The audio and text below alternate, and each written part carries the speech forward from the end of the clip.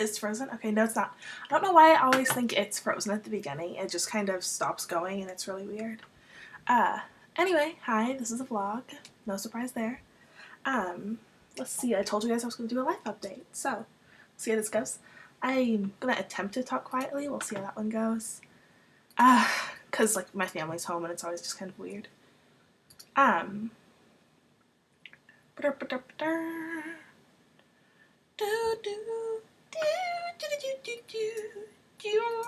don't know what that was, but it was beautiful, I'm sure. Anyway, so, hi. I guess the big thing going on in my life, as you guys guessed, is I met somebody. Like, somebody really, really, really special. Like, anything I say is going to make me sound crazy. But, I don't know if any of you, and I know this is going to make me sound like I'm like 13 years old and don't know what I'm talking about, and I know it sounds really silly, but like, there's just like this moment, and I swear, like, on my life, it was like both of us had in our heads, like, and we ended up confessing this later, we're like, is this what it's like to meet someone who's your soulmate? And I don't believe in things like love at first sight, or falling for somebody quickly. I'm the kind of person who, the last time I told somebody that I loved them was in high school. And to clarify, I'm 21, so, you know, that was a long time ago. And even when I was in high school, I really didn't mean it, but I didn't know exactly what love was at that point, so, anyway, he's very, very, very special. He's almost like the exact same person as me. I mean, there's a few really small differences, but in a lot of ways, we are, you know, just in terms of like, we're really silly together, and then we connect on like this really deep intellectual level, and we connect on this really deep emotional level, and we connect on, like, I'm not gonna lie, like, we connect on a physical level, and like, it's really nice. But, so everything is going super awesomely, and I'm all excited, and we had only known each other like a couple of days, but we already like were able to tell like the potential of us was huge. And the day after he was like, we officially like talked about like how much we liked each other, and like we officially like started dating, or whatever you want to call it. Like, I'm somebody's girlfriend, and I'm so happy about that. Like, I don't know. Anyway,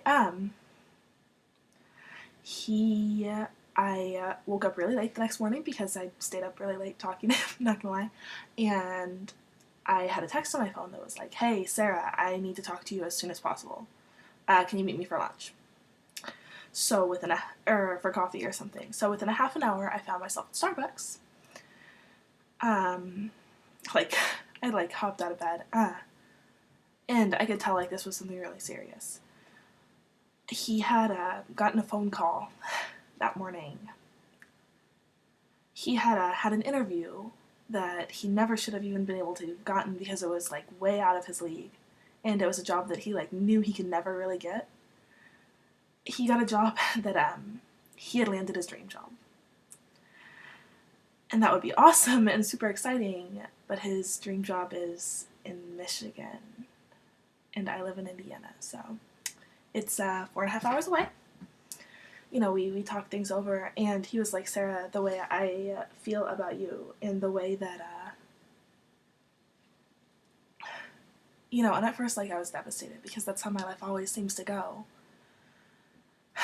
It's like I can't be happy or normal or in a normal relationship to save my life, and for the worst time in my life, I actually felt like I was going to have that, and then it wasn't, which is really shitty. But, you know, when we talked about it, we figured out a lot of things. You know, we were forced to really have a conversation that most people would never even think of having until they've known each other like 2 years. Or at least not for like the next 6 months. But because of the connection we had already were able to form, we were actually able to handle it very maturely. And, you know, I told him, you know, if I put my selfishness aside, I think you need to take that job, because I don't want to stand in the way of something that major, like something that's not going to come around. And he was like, well, the way you know, I agree, and the reason I agree is because I think that if I ended up not taking it and staying here to explore, you know, like having like a normal relationship with you, the stress of me staying at my job that I already have, that I don't like, would just make me bitter, and my bitterness would be a bigger problem than the distance would be. And I was like, yeah, I totally understand that. But he ended up just saying basically like that the way he feels around me is like something that he wants to work out no matter what that takes. And no one's ever told that to me, especially in those terms before. And you know, like we just talked and like it was just really evident that we both really cared about each other in a way that we never even cared about anyone before. And like he'd been engaged. Like it's not like neither of us have ever been in serious relationships. I mean, it's just that there's something between us that is completely unbelievable. I don't know how to explain it. But we ended up basically coming to the conclusion that we are willing to make it work, even if it's going to have to be long distance. He still hasn't made his official decision, but what he's going to have to do is put in his 2 weeks. As soon as he makes his official decision, which is probably going to be that he takes the job. And then we're just going to have to try to work out long distance. But you know what? Like, he's a special enough person that I'm willing to try to make that work. And he's willing to try to make that work. And if 2 people, neither of us are long distance type of people. I should clarify that. We're both, since we're the same person, go figure, both of us are really bad at long distance communication, but we both know that like if it's going to work with anyone, it's going to work with us. Like, not with anyone, but between, if there's anybody it would work with for me, it would be him, and if there's anyone it would work with for him, it would be me. So I guess we're going to have to see how it goes. And we said that, you know, if things are going really well a couple months down the road and it's the distance that's a big problem, he's like, well, either we'll work it out, like, we'll do what it takes. So, I guess that's that. And I probably should be a lot more upset than I am, but honestly, I'm just kind of happy because even if circumstances are difficult, I know that human emotion is a lot stronger than that could ever be. And I know that